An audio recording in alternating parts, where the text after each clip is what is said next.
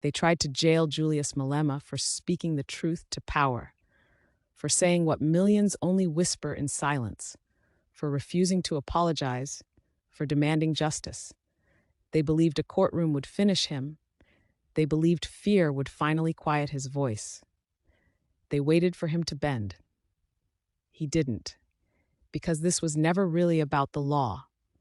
It was about stopping a man who refuses to kneel, no matter the cost. If you believe leaders should never be punished for telling the truth, tap like. And if you want to understand how power really works in Africa, subscribe.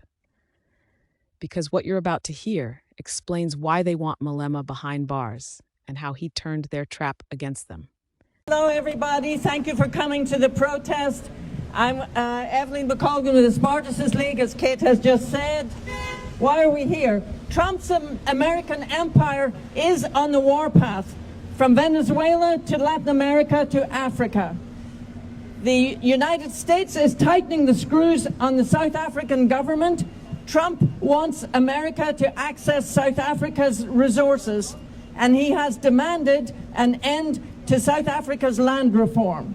That's where Julius Malema has entered the picture, and that is why he was targeted. The economic freedom fighters' radical demands, like land expropriation without compensation, are popular with the black and colored farm workers in South Africa. Another thing Trump wants to do in Africa is to bring South African foreign policy into line with the interest of American imperialism. No more softness towards Iran and Russia, Trump says, and above all, he intends to push back against China's growing influence on the African continent. The bombing raid on Nigeria carried out by the Trump administration last month was also a warning to China, which is the ultimate target of American imperialist aggression.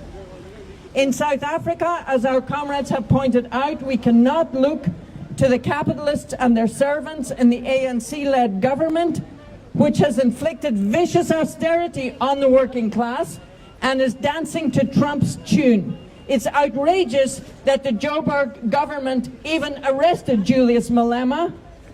The task of communists in South Africa is to mobilize the working masses, as the leaflet by our South African comrades says, as Kate has just mentioned. It calls on workers to defend Malema, to defend themselves. It really is in their own interest, in the interest of their fight back against the South African government and against imperialism, to take up the defense of Julius Malema. Now, for us, for communists in this country, we start from the standpoint British imperialism, the former colonial power, is deeply involved in extracting wealth from the black South African masses. Britain is one of the largest investors in South Africa today and has its grubby hands in everything from banking to gold and platinum mining and much, much more. Today, decrepit British imperialism is reduced to a minion of the United States and also has to dance to America's tune. The Starmer government, reading from the Trump playbook, denied Malema entry into this country last year to attend a conference on the say-so of Washington. For communists in Britain, our task is to publicize Malema's case among the left and within the workers' movement, and to argue that they take up his defense. This is part of our task of building resistance to our own imperialist rulers, to the United States. It's part of our opposition to NATO and to Zionist Israel. And of course, anti-imperialism means, above all, opposition to the Starmer government.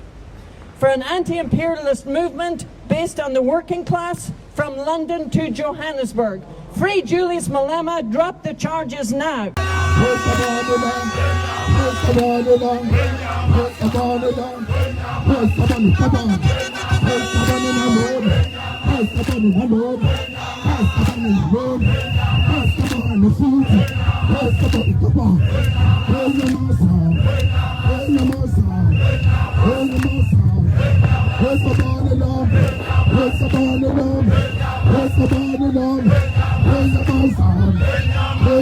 bar,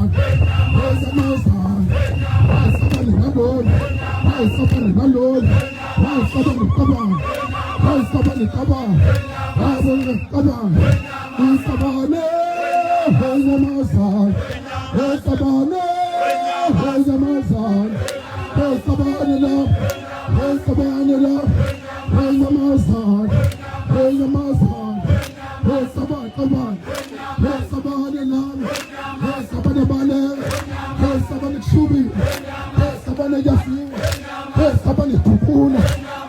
We've been here for 5 years. She never ailed in this court. And no one has ever written an article about that. She's not above the law. She's not the law. She has a duty to respect us. This is unacceptable. We have 2 hours today. If anything, we should have started here on time. Justice must never be delayed. Never. This is an absolute rubbish we must never stand for. If it means prison, let it be prison. But no one must disrespect us like that. No one. No magistrate, no prosecutor must disrespect us like that, and then we keep quiet. She has never been early to any court.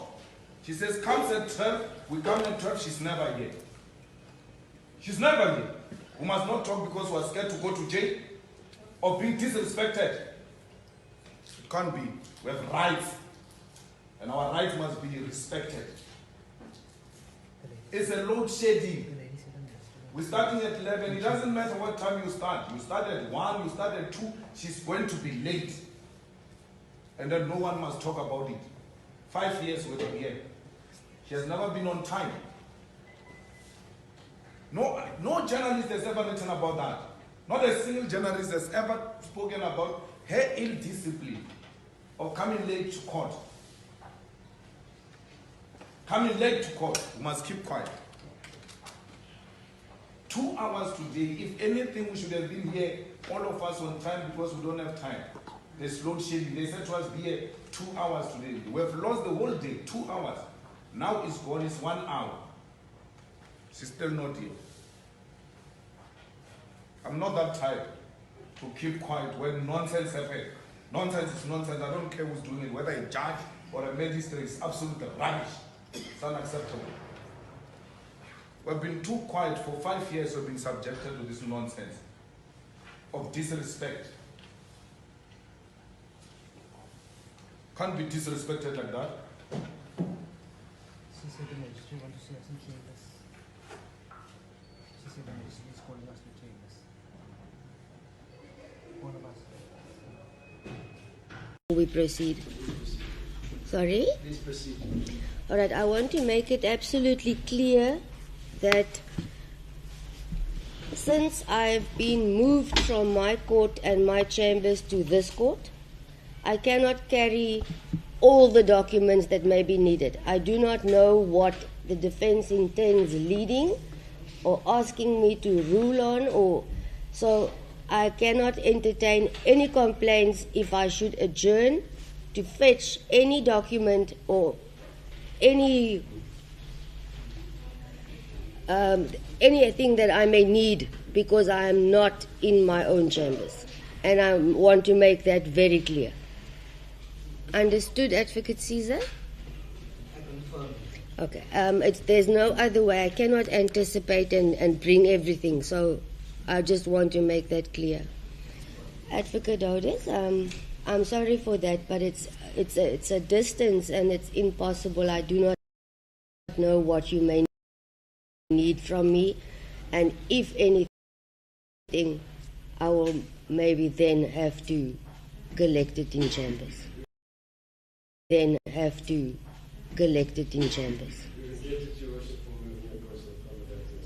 Thank you so much. Then if you are ready, by all means we may proceed.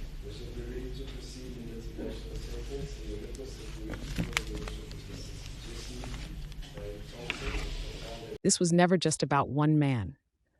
It was about what happens when power is challenged and the truth refuses to be silent. Because when they come for Julius Malema, they are testing something bigger than him. They are testing the courage of the people. History has shown us this before. You can jail a body, but you cannot jail an idea whose time has come. So the question is no longer what they will do next. The question is what we will do. If you believe Africa deserves leaders who do not kneel, leaders who speak even when it's dangerous, then stay with this channel. Like, subscribe, and share this message, because Africa is watching. Disclaimer. The views and opinions expressed in this video are based on publicly available information, news sources, and independent analysis. Afriscope TV does not claim to represent any government, political party, or movement. Our goal is to amplify African voices, educate the public, and spark meaningful conversations on global and continental issues. We encourage our audience to engage critically, verify facts independently, and participate in peaceful, lawful civic discourse. This content is for informational and educational purposes only.